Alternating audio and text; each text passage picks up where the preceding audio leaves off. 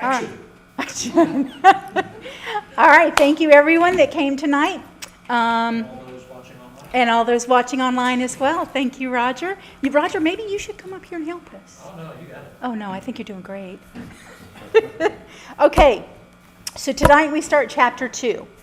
And the objectives are going to be, understanding God's passion to set things straight. Abram of Ur, is that how you say it? Ur. The father of the nation of Israel and his faith in Yahweh. Moses' mission of leading the captives of Egypt to freedom.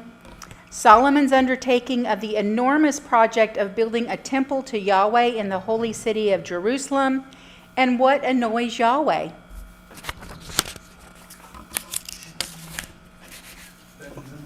Benjamin. Randolph? No. It's not nice. Okay. I know, right? Okay. An elemental, that's okay. Biblical truth is that in a world gone wrong, there is no communion without sacrifice. Since the world has been twisted out of shape, it can only be straightened out through a painful process of reconfiguration. It's practically impossible to read any 2 pages of the Bible in succession without coming across the language of God's anger. But we must not interpret this symbolic expression literally. As God passes in and out of emotional snits, the divine wrath is a theological symbol for the justice of God, which is to say, God's passion is to set things straight. In his love, God cannot allow his fallen world to remain in alienation.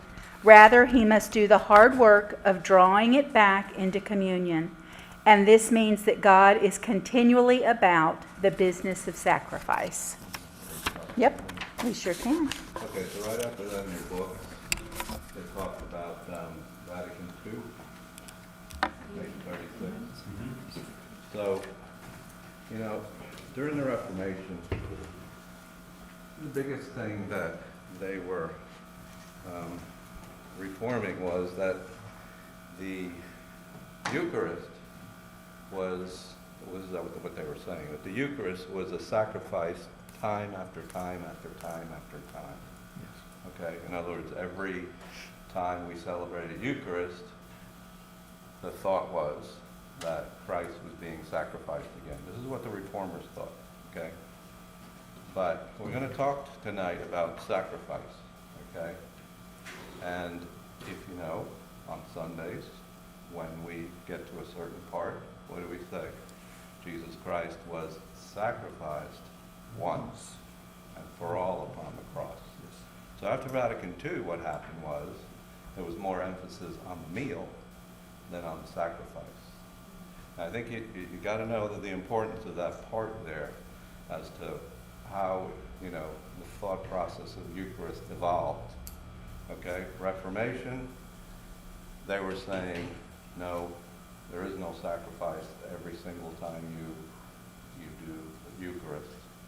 And then in Vatican II, they started to emphasize meal, and they went away from the sacrifice. And today, even the Roman Church is still, and this is why they're having a problem with 70-some-odd% of the people saying that it's only a meal and it's not a sacrifice and there's no real presence.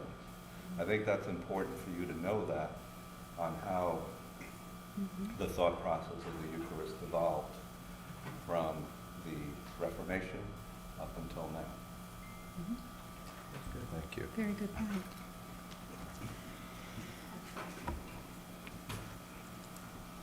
All right. In the wake of the original rapture with God, man was pitted against woman and woman against man, and both were pitted against nature, love having been replaced by suspicion and violence. Cain and Abel, for example, the sons of Adam and Eve, fell out of friendship, and Cain ruthlessly slew his brother. By the time of Noah, the wickedness of humankind was great in the earth, and every inclination of the thoughts of their hearts was only evil. And God sent a great flood to wipe life on earth. Anything to share? Benjamin? You'll tap? Okay, good. Now I know. Okay, after Noah, the human race became once more a dysfunctional family.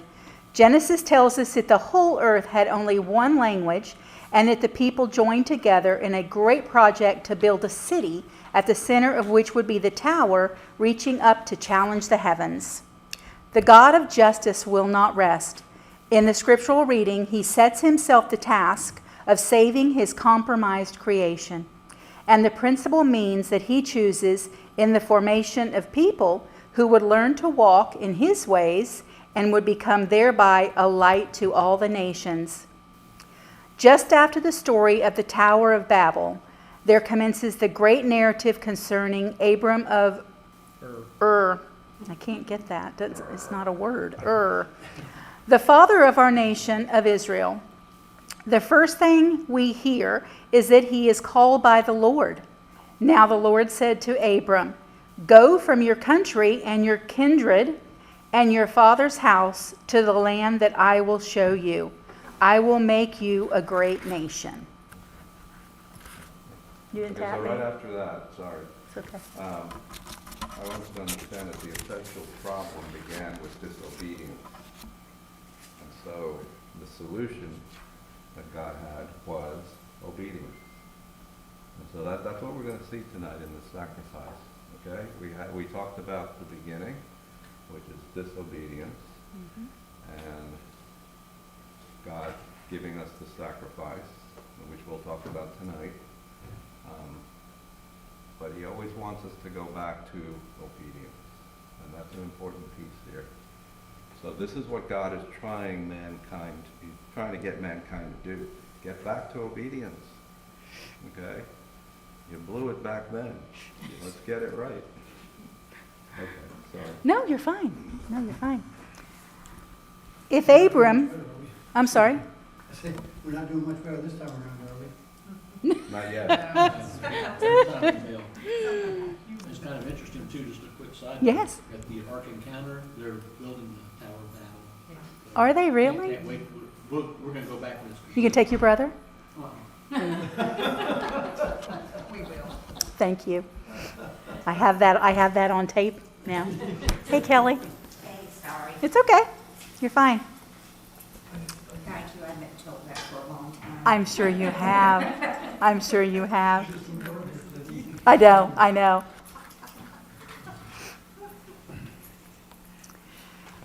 Okay. If Abram can contrive a way to make of his life a gift, if he can sacrifice and trust what God has given him, then his being will increase.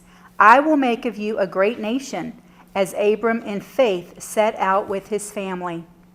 Abram hears once again the divine promise that he will become a great nation, his descendants more numerous than the stars in the sky.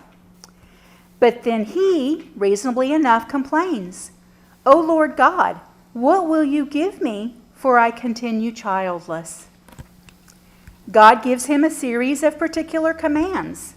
Bring me a heifer, 3 years old, a female goat, 3 years old, a ram, 3 years old, a turtle dove, and a young pigeon. Okay, do you see at this point how God is wanting the sacrifice and obedience? He's intertwining them. Okay, and as we go through, you'll see it more and more. You have anything, Ben? Well, I have a lot, but I was trying to keep quiet. Please don't. Please don't keep quiet. Share. I was, the word just so you know, is the Akkadian word for light. It's the same as the Hebrew word or. And God is deliberately taking Nimrod and Abraham, and he's showing you two opposing views. Abraham is being faithful to God through obedience, and Nimrod is trying to usurp God. That's the whole imagery. That's the same thing that Adam and Eve tried to do in the Garden of Eden when they try to be like God. That's the whole imagery there. They're listening to the serpent, and they're trying to usurp God as the one who's the provider of knowledge, wisdom, and life. So that's what they're doing there. Just because I like side notes, Abraham's name here is Abram, and Abram means father of Ram. He's from the land of Ur. We actually don't know where Nimrod is from. and we have never discovered the city of Cod. And so we don't really know where this tower is, and many thinks the tower is actually in the land, in the city of Ur, which was south of the Sumerans, the Sumer nation. The first lawgiver is actually Ur-Namanu, and he was the king, if anybody would remember this in Sunday school. But he was the king and the ruler. He was the first one to really write down laws, and then later on he beats Hammurabi by 700 years, if I remember right. And then Hammurabi basically copies a lot of his lawgiver. But we do know that there was a ziggurat, and that's what he's building, is a ziggurat, going back to Sunday school too. He's building a ziggurat that he's trying to climb up. And remember, a ziggurat purpose, its sacred space, is to draw the god down. And if you remember also in Sunday school when we taught that all the ancient gods had what we call a secret name. This actually comes up in a lot of modern day religion as well, including Christianity, unfortunately. And that is, if you have God's secret name, or God's name properly pronounced in Hebrew, or properly pronounced in Greek, you can then control God. That is what Nimrod's trying to do. He is trying to control God, and Abraham is trying to follow God. So that's your dichotomy. I'm learning big words. That's what happens when you have to teach. That's good. I'm sorry. I'm glad, no, please do, I'm glad you did. That's good information. Anything else to share? No? Okay. All right. He then instructs Abram to cut these animals in two and to place them down. As it grew dark, Abram fell into kind of a trance, and a smoking fire pot and a flaming torch passed between the pieces. On this day, Genesis tells us, God made a covenant with Abram, saying, to your descendants I give this land. Why should the establishment of a covenant between divinity and humanity be accompanied by some kind of a bizarre ceremony, including butchering animals? In order to grasp the matter, we have to abandon our perhaps overly tidy and antiseptic views of God and enter into the far earthlier, more elemental world of the biblical imagination. And you got anything on that? I know you do. How about the cut? Well, yeah, Talk about the cut. the cut. So we remember right in Sunday school, circumcision. We were talking about circumcision. This is a double cutting, because most scholars believe that the word for circumcision, of course, is brit. But here you have karat. And karat also means to cut. Circumcision seems to imply cut, but they also think it might have to do with a standard of weight or measure as well. So they aren't 100%, but it just seems clear, I would argue, because when I learned Hebrew, when I was taught Hebrew to at least somewhat decent, poor rabbi's probably rolling over his grave right now, I was taught that it was a cut, and so I always refer to it as cut. And you see that because what does the word relate to? The word will relate to the circumcision of the male children. So the brit is happening upon the men. So the circumcision is happening, so it's a covenant. And if you also look at the language here, God is the one putting the responsibility of the covenant upon himself, not on Abraham. In other words, he knows Abraham doesn't have what it takes to fulfill it, so he's placing the penalty on himself. This is important because he tells Abraham that this is the seed, the Hazarah. This is the seed. And this is singular. So what is the seed? Well, if you read your New Testament, you would know that Paul was saying that the real promise is Jesus Christ. Did I jump ahead? Is that good? Anything? You're fine. Okay. What was the mindset of the cut, of the covenant, of the animal cut? What's the mindset of that? The Can you mind. share that with them? What was their thought on why did they do that? Did it cut the The animal? blood. Oh, yeah, the blood. I'm sorry. Thank you. You have to leave me sometimes. I'm special. It's all right, I'll do that. Because without the shedding of blood, there can be no remission of sin. The blood is a purification because the Hebrews believed that life was in the blood. Now, you have to understand, they also thought the heart was in the stomach, just so y'all know. They knew what this was, but the stomach was more what they considered the lev, the heart, and the inside. And That's heartburn. Yeah, that's heartburn as well. to have a long life in ancient cultures would have a full stomach. Remember, they're always a few days from starvation, including so what is life is the blood, and they understand that. And without that, there can be no remission of sin. And the only one that can provide that remission of sin is Yahweh himself. That is what he's saying. Remember, he says in the Psalms that he shall be pierced. This is the thing, or Zechariah actually, 14:12, it says, he shall be, Yahweh shall be ran through. How do you run through Yahweh? You can't. And so that's why the Jews, or the Hebrews, sometimes like to play with this verse, because they don't really know how to translate it. Well, that's what we do, because we understand that God has to take on flesh, and God enters in this world, and he is the one, Yahweh in the flesh is crucified upon the tree. That's what Jesus' name means, is Yahweh saves, and which is also in Zechariah 12. So anyway. I got a question. I've actually kind of wondered this for a while, and keep forgetting to bring this up or asking. But when they were, I guess it was in the Holy of Holies, when they would do the sacrifices and they put the blood across the altar, of course, then they do the people and stuff. Do they come back later and clean the blood up off the altar, or they just leave it there? No, they didn't clean it up. They didn't clean it up. Wow. No. Smell really good in Yeah, it. that would get pretty Well, you had the interesting. incense. Why do you think that is? Not the reason, but. Interesting. It doesn't say they clean. I do know that there is a Talmudic. I'm thinking it's either Talmud or the Talmud is the Midrash, but I think it's in the Midrash. I'm sure someone can correct me one day. But I do know they did talk about there was a cleaning process once a year for in the temple, but it's not. I can't think of a verse that actually talks about it. Remember, the high priest himself could only go in once a year, and the high priest himself could only go on Yom Kippur, the Day of Atonement. So that day he would go in there and he would sprinkle the ark as well as the people, as well as everything essentially. So there's only a 1-day event, and I mean there's all kinds of legends to this, which whether you want to believe the traditions or not, it's up to you. But you know, But the thing that kind of just gets me a little bit is, like they consume blood as that you become unclean. yeah. But this is sacrificial, and then when it starts to decay and whatever else, then you would think that would be considered unclean. That's just what Because strikes you and me. me don't declare what's clean and unclean. Well, I mean, Yahweh declares what's clean. and Exactly, and unclean. that's what they were told to do, and that's what they did. Mhm. In other words, why is a cow unclean and a chicken's not? I don't know. I do like them both, but I don't know why. You know what I'm saying? So it makes no sense. I mean, I own chickens. Chickens are just as, I'd rather have a cow than a chicken. yeah, I'm telling you. Chickens will eat anything. I heard the lady goes, we should eat what the chicken eat. And she was one of them PETA people. And I said, so you're going to eat meat? Because chickens eat meat. Whatever fits in the mouth, they'll eat it. Yeah. So, you have to understand what is holy. I don't mean to get off. No, What you're is fine. holy? Well, if you took the word literal, out of your King James Bible, I'm just messing. But if you took the word literal, it's Kodesh.